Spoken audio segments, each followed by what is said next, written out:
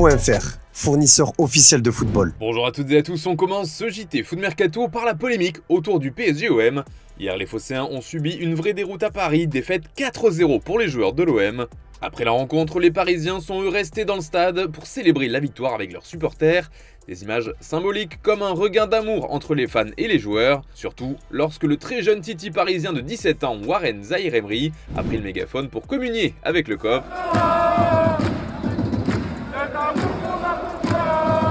Entre deux refrains, d'autres joueurs comme Layvin Kurzawa, Ousmane Dembélé et Randal Kolo Muani ont lancé plusieurs salves d'insultes à l'encontre des Marseillais. Je vous fais pas un dessin, mais certaines insultes visaient notamment les mères des joueurs, d'autres portaient un caractère homophobe. Ce lundi matin, cela fait polémique notamment chez les Phocéens, car ces derniers n'ont pas oublié l'épisode Tai Taiwo, qui avait été sanctionné pour des faits similaires. En gros, en 2011, le latéral de l'OM avait célébré la victoire en Coupe de la Ligue contre Montpellier par un chant insultant le PSG, repris par les supporters phocéens. Il s'était ensuite excusé et avait finalement été suspendu un match, écopant aussi d'une amende de 20 000 €.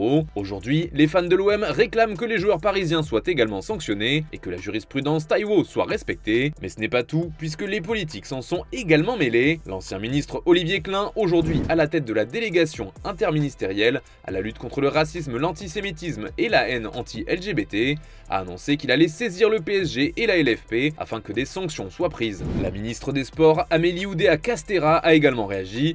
Voilà ce qu'elle a déclaré. Il est impensable de rester sourd à de tels chants haineux et homophobes dans nos tribunes. Peu importe la rivalité et l'enjeu, ils doivent être combattus sans répit par les supporters, les acteurs de la compétition, les instances et les pouvoirs publics. Hier, ces chants ont gâché la fête au parc, il est urgent de les éradiquer de nos stades. Je me suis assuré dès hier soir qu'une réponse ferme soit apportée. La commission de discipline de la LFP est désormais saisie. J'invite le PSG à déposer plainte pour identifier les auteurs et les traduire devant la justice pour qu'ils soient sortis des stades. Depuis, le Paris Saint-Germain a officiellement réagi par le biais d'un communiqué officiel. Le club a tenu à condamner les insultes entendues dans les tribunes et la commission de discipline de la LFP va donc se saisir du dossier. Pour rappel, Taiwo avait écopé d'un match de suspension pour des faits similaires. À Marseille, il n'y a pas que la rencontre d'hier face au PSG qui fait réagir. En effet, la Provence explique ce matin que le parquet de Marseille a ouvert une enquête suite aux menaces et intimidations dont aurait été victime Pablo Longoria lundi dernier lors d'une réunion avec plusieurs groupes de supporters. Une information depuis confirmée par Dominique Laurence, la procureure de Marseille.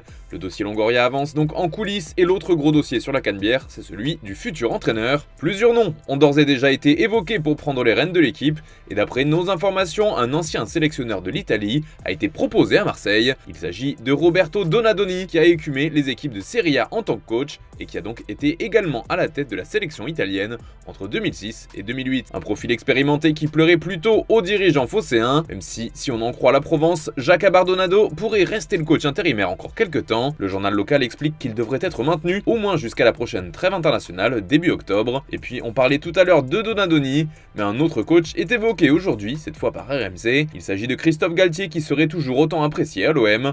Longoria aurait déjà contacté l'ancien entraîneur du PSG pour lui proposer de prendre en main l'équipe. Galtier ne serait pas insensible au projet, mais il réfléchit aussi à s'exiler au Qatar et de prendre ses distances avec la France, le temps que son affaire de racisme soit réglée. Et cela nous amène à la question du jour les amis, qui sera le prochain coach de l'Olympique de Marseille selon vous? Dites-nous tout dans les commentaires et on en reparlera demain. Vendredi, on vous demandait si Carlo Ancelotti avait raison de privilégier les jeunes joueurs face aux anciens, et pour une majorité d'entre vous, c'est un grand oui, place à la jeunesse. En Espagne, le Real Madrid est tombé en Liga et c'était face au voisin et rival Atlético dans le derby de Madrid. Une défaite 3-1 qui a marqué les esprits. Un des joueurs s'est particulièrement illustré ce dimanche sur le terrain, c'est Antoine Griezmann. Le Français a marqué mais il s'est aussi illustré dans le jeu. Bref, il a sorti un match de patron et le public de Vicente Calderón ne s'est pas trompé en chantant les louanges de Grisou. D'ailleurs, le principal intéressé a été très touché par ses chants. C'est ce qu'il a évoqué en zone mixte après la rencontre. Contento, ¿no? Con el rendimiento del equipo, una pena lo de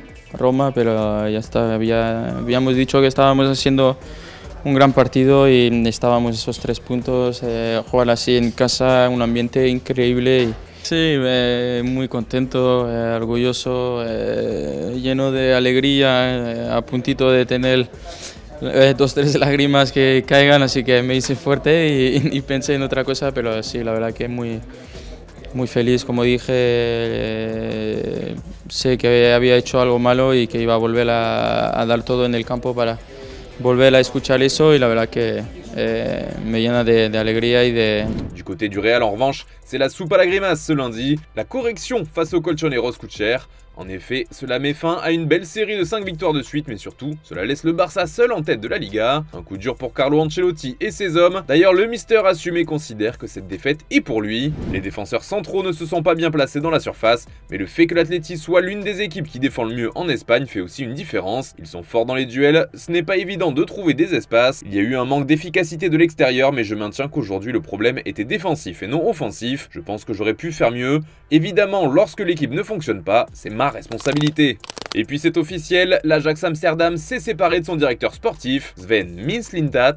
Le club néerlandais a limogé ce dernier avec effet immédiat. Une décision radicale de l'Ajax qui a tranché et a choisi d'arrêter de travailler avec son directeur sportif qui est impliqué dans une sombre affaire selon Nos. Pour rappel, le média accuse Mislintat de s'être offert les services d'un joueur, Borna Sosa, cet été en provenance de Stuttgart contre une indemnité de 8 millions d'euros par l'intermédiaire d'une agence allemande. Une agence cofondée par Sven Mislintat justement, dont il possède 35% des parts. En Angleterre, Tottenham s'est offert un jeune défenseur croate seulement âgé de 16 ans. Il s'agit de Luka Vuskovic. Il était notamment pisté par Paris qui a fait une offre le concernant, mais il a finalement choisi les Spurs avec qui il a signé un très long contrat jusqu'en 2030. Mais il restera dans son club de Hajduk Split jusqu'en 2025. Et comme tous les lundis vous commencez à vous y habituer, c'est l'heure du classement des meilleurs buteurs européens. C'est Fedor Chalov qui ouvre la marche, il en est à 6 buts en 9 rencontres avec le CSKA Moscou. Il est devancé par 3 hommes à égalité, un trio où chacun a inscrit 6 buts en 5 matchs, avec Mauro Icardi toujours en feu en Turquie, Santiago Jiménez avec Feyenoord et Victor Boniface du côté du Bayer Leverkusen. De la 6e à la 4e place, c'est un deuxième trident à égalité, cette fois avec 7 buts inscrits en 5 matchs pour chacun. Il est composé d'Harry Kane, de Vangelis Pavlidis et de Kylian Mbappé. À la 3e place du classement, on retrouve Matteo Cassiera qui en est maintenant à 8 buts en 9 matchs. Erling Haaland est désormais à la 2e place du podium avec 8 buts en 6 rencontres. Et devant, c'est encore lui, Serhou Guirassy. Tout ce qu'il touche se transforme en but. Il en est déjà à 10 réalisations en seulement 5 matchs. Allez les amis, on se quitte avec l'image du jour et on prend la direction du Brésil aujourd'hui avec Sao Paulo FC qui a remporté ce dimanche la première Coupe du Brésil de son histoire. Forcément, après la rencontre, les joueurs étaient fous de joie, en particulier un certain Lucas Moura qu'on connaît bien en France. On se quitte avec ces images, je vous dis à demain et je vous souhaite une excellente soirée.